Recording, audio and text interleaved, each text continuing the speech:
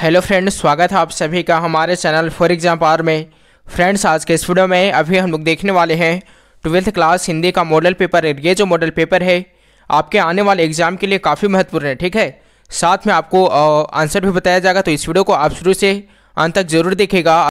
और आपके लिए एक ज़रूरी सूचना है, अगर आप फाइनल परीक्षा में 90+ या उससे भी अधिक मार्क्स लाना चाहते हो तो आपके लिए हमारे अनुभव शिक्षकों के द्वारा आर्ट्स के सभी सब्जेक्ट का एक ऐसा PDF तैयार किया गया है कि आपके परीक्षा में 90+ या उससे भी अधिक मार्क्स लाएगा, ठीक है। अगर आपको PDF चाहिए तो उसका कुछ चार्ज है। ज़्यादा जानकारी के लिए SMS करें 7274800891 पर। पहला प्रश्न है, संयोगिता स्वयंवर रचना है। इसका जो सही आंसर है वो है ऑप्शन नंबर सी, श्रीनिवास दास की, ठीक है। अगला प्रश्न है, कौन सी रचना बाल कृष्ण भट्ट की नहीं है। तो बाल कृष्ण भट्ट की जो रचना नहीं है, यहाँ पे 4 ऑप्शन दिया हुआ है। इसका जो सही आंसर है वह है ऑप्शन नंबर डी, परीक्षा गुरु। नेक्स्ट क्वेश्चन है, पलटन का विदूषक कौन था। तो पलटन का जो विदूषक था फ्रेंड्स वो था option number C, Wazira Singh. अगला प्रश्न है, क्वेश्चन नंबर 4 फ्रेंड्स, सूबेदार हजारा सिंह के लड़के का नाम था। तो सूबेदार हजारा सिंह के जो लड़के का नाम था वो था ऑप्शन नंबर ये, बौद्धा सिंह, ठीक है। इसका सही आंसर है ऑप्शन नंबर ये, बौद्धा सिंह। अगला प्रश्न है, जयप्रकाश नारायण ने संपूर्ण क्रांति वाला ऐतिहासिक भाषण कहाँ और कब दिया था। यहाँ पे 4 ऑप्शन दिया हुआ है। इसका जो सही आंसर है 5 का जो सही आंसर है वो है ऑप्शन नंबर डी, पटना में 5 जून 1974 को दिए थे, ठीक है। जयप्रकाश नारायण ने जो संपूर्ण क्रांति वाला ऐतिहासिक भाषण जो दिया था वो दिया था ऑप्शन नंबर डी, पटना में 5 जून 1974 को। इसका सही आंसर है ऑप्शन नंबर डी। अगला प्रश्न है, क्वेश्चन नंबर 6 फ्रेंड्स, संस्कृत के 4 अध्याय किसकी कृति है। यहाँ पे पहला ऑप्शन है गुलाबदास, ऑप्शन बी है हजारी प्रसाद द्विवेदी, ऑप्शन नंबर सी है आचार्य सीताराम चतुर्वेदी और ऑप्शन नंबर डी है रामधारी सिंह दिनकर। तो 6 का जो सही आंसर है वो है option number D, Ramdhari Singh Dinkar, ठीक है। अगला प्रश्न है, कौन सी कृति माथुर जी की नहीं है। तो जो माथुर जी की नहीं है फ्रेंड्स, यहाँ पे पहला ऑप्शन है मेरी बांसुरी, ऑप्शन बी है बंदी, ऑप्शन सी है रेशमी टाई और ऑप्शन नंबर डी है कोणार्क।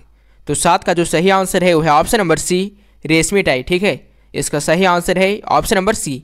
अगला प्रश्न है, कौन सी कृति माथुर जी की है। प्रश्न क्या है, कौन सी कृति माथुर जी की है। तो इसका जो सही आंसर है वह है ऑप्शन नंबर डी, भौर का तारा, ठीक है। अगर आपको पूछा जाता है कि माथुर जी की नहीं है, इसका जो सही आंसर है वह है ऑप्शन नंबर सी, और यहाँ पे पूछा गया है माथुर जी की है, तो इसका जो सही आंसर है वह है ऑप्शन नंबर डी, भौर का तारा, ठीक है। अगला प्रश्न है, किसके कड़ों में मोती तारों की तरह चमकते हैं। प्रश्न क्या है, किसके कड़ों में मोती तारों की तरह चमकते हैं। तो इसका जो सही आंसर है वह है ऑप्शन नंबर ये, तारों के, ठीक है। अगला प्रश्न है, नामवर सिंह का जन्म कब हुआ था। तो नामवर सिंह का जो जन्म हुआ था वो हुआ था ऑप्शन नंबर ये 28 जुलाई 1927 को, ठीक है। 10 का जो सही आंसर है वो है ऑप्शन नंबर ये 28 जुलाई 1927 को। अगला प्रश्न है, सूरदास की कृति है। यहाँ पे 4 ऑप्शन दिए हुए हैं। इसका जो सही आंसर है 11 का जो राइट आंसर है वो है ऑप्शन नंबर सी, साहित्य लहरी, ठीक है। इसका सही आंसर है ऑप्शन नंबर सी, साहित्य लहरी। अगला प्रश्न है, सूरसागर किस भाषा में रचित है। प्रश्न क्या है, सूरसागर किस भाषा में रचित है। तो इसका जो सही आंसर है वो है ऑप्शन नंबर सी, ब्रज भाषा में, ठीक है। सूरसागर जो रचित है फ्रेंड्स वह है ऑप्शन नंबर सी, ब्रज भाषा में। अगला प्रश्न है, तुलसीदास किस काल के कवि थे। यहाँ पे 4 ऑप्शन दिया हुआ है। इसका जो सही आंसर है वो है ऑप्शन नंबर डी, भक्ति काल के, ठीक है। तुलसीदास किस काल के कवि थे, ऑप्शन नंबर डी, भक्ति काल के कवि थे। नेक्स्ट क्वेश्चन है, गरीब निवाज कैसा शब्द है। प्रश्न क्या है, गरीब निवाज कैसा शब्द है। यहाँ पे ऑप्शन ए है तत्सम, ऑप्शन बी है विदेशज, ऑप्शन नंबर सी है तद्भव और ऑप्शन नंबर डी है देशज। तो 14 का जो सही आंसर है वो है ऑप्शन नंबर बी, विदेशज, ठीक है। गरीब निवाज कैसा शब्द है, ऑप्शन नंबर बी, विदेशज। अगला प्रश्न है, आत्महत्या के विरोध क्या है। प्रश्न क्या है, आत्महत्या के विरोध क्या है। ऑप्शन ए है निबंध, ऑप्शन बी है कहानी, ऑप्शन सी है कविता और ऑप्शन नंबर डी है आलोचना। तो 16 का जो सही आंसर है वो है ऑप्शन नंबर बी, कहानी, ठीक है। अगला प्रश्न है, question number 17 friends, Ashok Vajpayee के पिता के नाम क्या था। तो अशोक वाजपेयी के जो पिता का नाम था वो था ऑप्शन नंबर बी परमानंद वाजपेयी। ठीक है, अशोक वाजपेयी के पिता का नाम क्या था? ऑप्शन नंबर बी परमानंद वाजपेयी। अगला प्रश्न है, कौन सी कृति अशोक वाजपेयी की नहीं है? प्रश्न क्या है, कौन सी कृति अशोक वाजपेयी की नहीं है? यहाँ पे 4 ऑप्शन दिए हुए हैं। इसका जो सही आंसर है वो है ऑप्शन नंबर सी कोणार्क। ठीक है, कोणार्क जो है फ्रेंड्स वो अशोक वाजपेयी की नहीं है। अगला प्रश्न है, क्वेश्चन नंबर 19 है, मुक्ति बोध की कविता है। प्रश्न क्या है, मुक्ति बोध की कविता है। यहाँ पे इसका जो सही आंसर है 19 का जो सही आंसर है वो है ऑप्शन नंबर बी जन जन का चेहरा एक है। ठीक है, 19 का जो राइट आंसर है वो है ऑप्शन नंबर बी जन जन का चेहरा एक है। नेक्स्ट क्वेश्चन है, नए साहित्य का सौंदर्य शास्त्र के लेखक हैं। प्रश्न क्या है, नए साहित्य का सौंदर्य शास्त्र के लेखक हैं। यहाँ पे इसका जो सही आंसर है 20 का जो राइट आंसर है वो है ऑप्शन नंबर बी मुक्ति बोध। ठीक है, इसका राइट आंसर है ऑप्शन नंबर बी मुक्ति बोध। अगला प्रश्न है, चिड़िया का बहुवचन क्या होगा? तो चिड़िया का जो बहुवचन होगा वो होगा ऑप्शन नंबर बी चिड़िया। ठीक है, इसका सही आंसर है ऑप्शन नंबर बी। अगला प्रश्न है, कवि के स्त्रीलिंग रूप है। तो कवि के जो स्त्रीलिंग रूप है यहाँ पे 4 ऑप्शन दिए हुए हैं। 22 का जो सही आंसर है वो है ऑप्शन नंबर बी कवयित्री। ठीक है, 22 का जो सही आंसर है वो है ऑप्शन नंबर बी कवयित्री। इसका सही आंसर है ऑप्शन नंबर बी। अगला प्रश्न है, व्यक्तिवाचक शब्द राम से भाववाचक संज्ञा क्या बनेगी?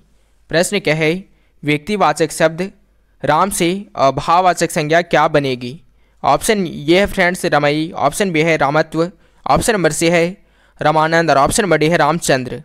तो 23 का जो सही आंसर है, 23 का जो राइट आंसर है वो है ऑप्शन नंबर बी रामत्व। ठीक है, नेक्स्ट क्वेश्चन है, द्रव्यवाचक संज्ञा श्राप से जातिवाचक संज्ञा क्या बनेगी? इसका जो सही आंसर है वो है ऑप्शन नंबर बी शराबी। ठीक है, 24 का जो सही आंसर है वो है ऑप्शन नंबर बी। अगला प्रश्न है, बहुत तेज वर्षा हो रही है, इस वाक्य में परिवेशन क्या है? इसका जो राइट आंसर है वो है ऑप्शन नंबर डी बहुत। ठीक है, 25 का जो सही आंसर है वो है ऑप्शन नंबर डी बहुत। नेक्स्ट क्वेश्चन है, निम्नलिखित में कौन सा शब्द यौगिक है? प्रश्न क्या है, निम्नलिखित में कौन सा शब्द यौगिक है? यहाँ पे इसका जो सही आंसर है 26 का जो राइट आंसर है वो है ऑप्शन नंबर डी जलाशय। अगला प्रश्न है, निम्नलिखित में कौन सा शब्द योग रूढ़ है?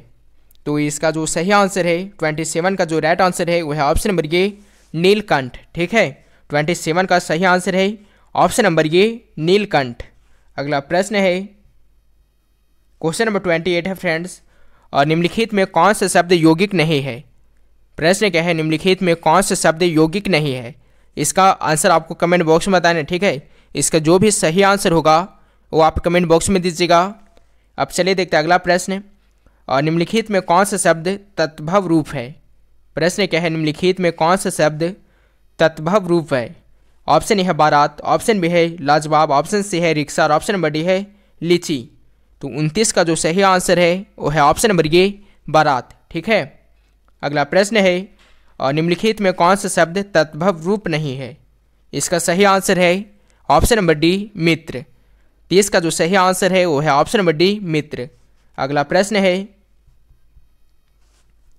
निम्नलिखित में कौन सा शब्द एक शब्द अशुद्ध है? प्रश्न क्या है, निम्नलिखित में कौन सा शब्द एक शब्द अशुद्ध है? इसका आंसर आपको कमेंट बॉक्स में बताना है। ठीक है, इसका जो भी राइट आंसर होगा वो आप कमेंट बॉक्स में दीजिएगा। अब चलिए देखते हैं अगला प्रश्न। अगला प्रश्न क्या है, और निम्न में कौन सा एक शब्द शुद्ध है? तो निम्न में जो एक शब्द शुद्ध है यहाँ पे 4 ऑप्शन दिया हुआ है। 32 का जो सही आंसर है वो है ऑप्शन नंबर ये स्वाभाविक। ठीक है, इसका सही आंसर है ऑप्शन नंबर ये स्वाभाविक। अगला प्रश्न है, निम्न में कौन सा एक शब्द शुद्ध है? तो निम्न में जो एक शब्द शुद्ध है इसका जो सही आंसर है वो है ऑप्शन नंबर बी परीक्षण। ठीक है, 33 का जो सही आंसर है वो है ऑप्शन नंबर बी परीक्षण। अगला प्रश्न है, निम्नलिखित में कौन सा शब्द वर्तनी के आधार पर शुद्ध है? प्रश्न क्या है, निम्नलिखित में कौन सा शब्द वर्तनी के आधार पर शुद्ध है? यहाँ पे 4 ऑप्शन दिया हुआ है। इसका जो सही आंसर है 34 का जो राइट आंसर है वो है ऑप्शन नंबर ये पारगम्य। ठीक है, 34 का सही आंसर है ऑप्शन नंबर ये पारगम्य। अगला प्रश्न है, निम्न में किस शब्द की वर्तनी शुद्ध है? इसका जो सही आंसर है वो है ऑप्शन नंबर बी जर्जरित। ठीक है, अगला प्रश्न है, इहलोक का विपरीतार्थक शब्द क्या होगा? तो इहलोक का जो विपरीतार्थक शब्द होगा फ्रेंड्स वो होगा ऑप्शन नंबर ये परलोक। ठीक है, 36 का जो सही आंसर है वो है ऑप्शन नंबर ये परलोक। अगला प्रश्न है आगमन का विपरीतार्थक शब्द क्या होगा? तो आगमन का जो विपरीतार्थक शब्द होगा वो होगा ऑप्शन नंबर बी प्रस्थान। अगला प्रश्न है अवनि का विपरीतार्थक शब्द क्या है? तो अवनि का जो विपरीतार्थक शब्द है वो है ऑप्शन नंबर सी अंबर। ठीक है, अवनि का विपरीतार्थक शब्द क्या है? ऑप्शन नंबर सी अंबर। नेक्स्ट क्वेश्चन है निम्न में कौन सा शब्द तथा उसका विपरीतार्थक शब्द असंगत है? ऑप्शन ए है पाप पुण्य, ऑप्शन बी है सजीव निर्जीव, ऑप्शन सी है फ्रेंड्स निर्मल स्वच्छ और ऑप्शन नंबर डी है विरह मिलन। तो 39 का जो राइट आंसर है वो है ऑप्शन नंबर ए पाप पुण्य। ठीक है, नेक्स्ट क्वेश्चन है और निम्नलिखित में कौन असंगत है? प्रश्न क्या है निम्नलिखित में कौन असंगत है? तो इसका जो सही आंसर है 40 का जो राइट आंसर है वो है ऑप्शन नंबर ए आचार विचार। ठीक है, अगला प्रश्न है इनमें से कौन सही सुमेलित नहीं है?